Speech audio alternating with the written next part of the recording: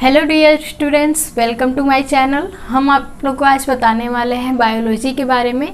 तो आज हम बायोलॉजी में आप लोग के टॉपिक्स के बारे में बताने वाले हैं। जो आपका टॉपिक्स है ब्रांच है, मतलब बायोलॉजी के कौन कौन से ब्रांचेस होते हैं जिसमें हम कौन से लिविंग का स्टडी करते हैं, इसके बारे में हम आज आप लोग को बताने वाले हैं।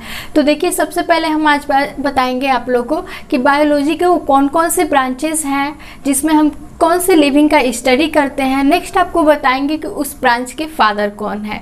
तो आइए लेट्स स्टार्ट नाउ।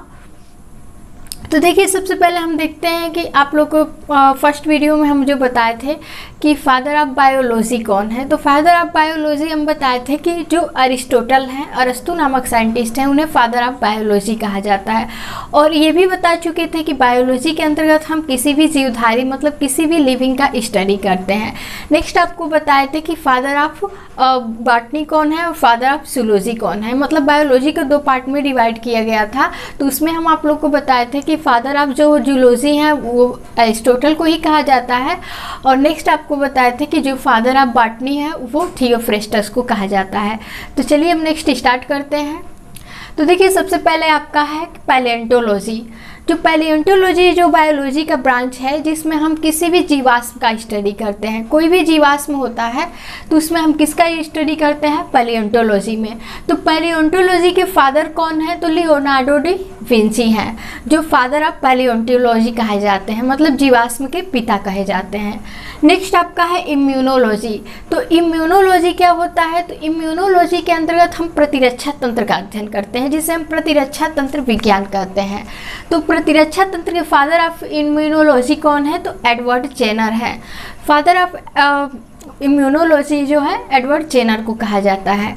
नेक्स्ट आपका है हिस्टोलॉजी। तो हिस्टोलॉजी में हम किसका स्टडी करते हैं, तो हिस्टोलॉजी जो होता है हम ऊतकों का अध्ययन करते हैं, मतलब जिसे हम ग्रुप ऑफ सेल कहते हैं। ग्रुप ऑफ सेल जो होता है वो टिश्यू बनाता है, जिसे हम क्या कहते हैं, ऊतक कहते हैं। तो ऊतकों का अध्ययन हम हिस्टोलॉजी के अंतर्गत करते हैं। और फादर ऑफ हिस्टोलॉजी कौन है, तो मार्सेलो मेलविगी हैं। नेक्स्ट आपका है बाइनोमियल सिस्टम, मतलब जो द्विनाम पद्धति है जिसमें किसी भी जीव के दो नाम रखे गए हैं, मतलब वैज्ञानिक नाम जो है, साइंटिस्ट नेम को ही हम द्विनाम पद्धति कहते हैं। तो बाइनोमियल सिस्टम के फादर कौन है, तो कैरोलस लिनियस है, कार्ल लिनियस जिन्हें कहा जाता है। तो कैरोलस लिनियस को फादर ऑफ बाइनोमियल सिस्टम कहा जाता है। नेक्स्ट आपका है एम्ब्रियोलॉजी। तो एम्ब्रियोलॉजी के अंतर्गत हम भ्रूण विज्ञान का अध्ययन करते हैं, मतलब किसी भी जीवधारी के शरीर में जो भी एक छोटा सा बेबी बनता है वो भ्रूण से स्टार्ट होता है। तो भ्रूण विज्ञान का अध्ययन जो हम करते हैं वो एम्ब्रियोलॉजी के अंतर्गत करते हैं। और फादर ऑफ एम्ब्रियोलॉजी कौन है, तो वान वेयर है। Father of embryology von Baer को कहा जाता है।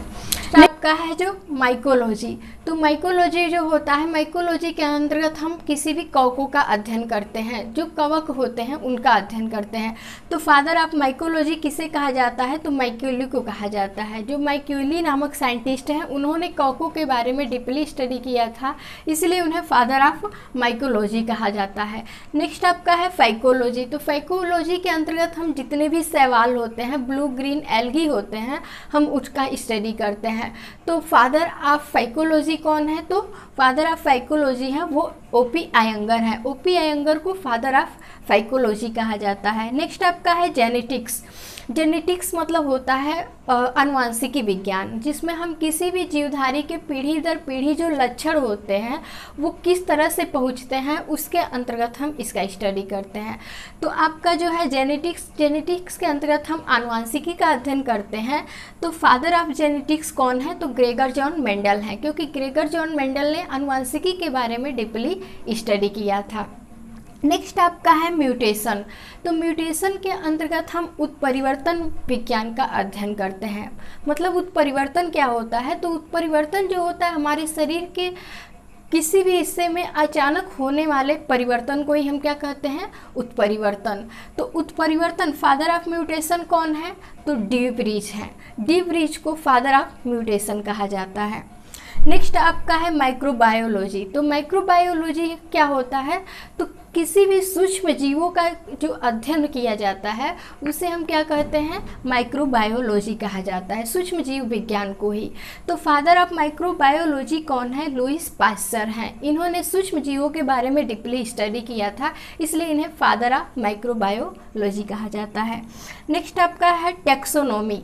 तो टेक्सोनॉमी के अंतर्गत हम किसका स्टडी करते हैं, तो किसी भी जीवधारी के वर्गीकरण को ही हम क्या कहते हैं, टेक्सोनॉमी कहते हैं, मतलब वर्गीकरण विज्ञान कहते हैं। तो वर्गीकरण विज्ञान को ही हम क्या कहते हैं, टेक्सोनॉमी है। तो टेक्सोनॉमी के फादर कौन है, तो कैरोलस लिनियस है। कैरोलस लिनियस इन्होंने हर एक जीवधारी का वर्गीकरण करके, टेक्सोनॉमी करके उसके बारे में डीपली स्टडी किया था। अब जानते हैं नेक्स्ट आपका जो है वो है वायरोलॉजी। तो वायरोलॉजी में क्या होता है कि वायरोलॉजी में वायरसों का अध्ययन किया जाता है। तो फादर ऑफ वायरोलॉजी किन्हें कहा जाता है, तो जो father of virology, father of virology कौन है, तो इवानोस्की।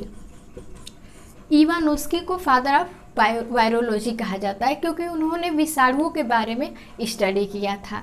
नेक्स्ट आपका है बैक्टीरियोलॉजी। तो बैक्टीरियोलॉजी जो होता है, बैक्टीरियोलॉजी में हम किसका स्टडी करते हैं, तो बैक्टीरियोलॉजी के अंतर्गत हम जितने भी जीवाणु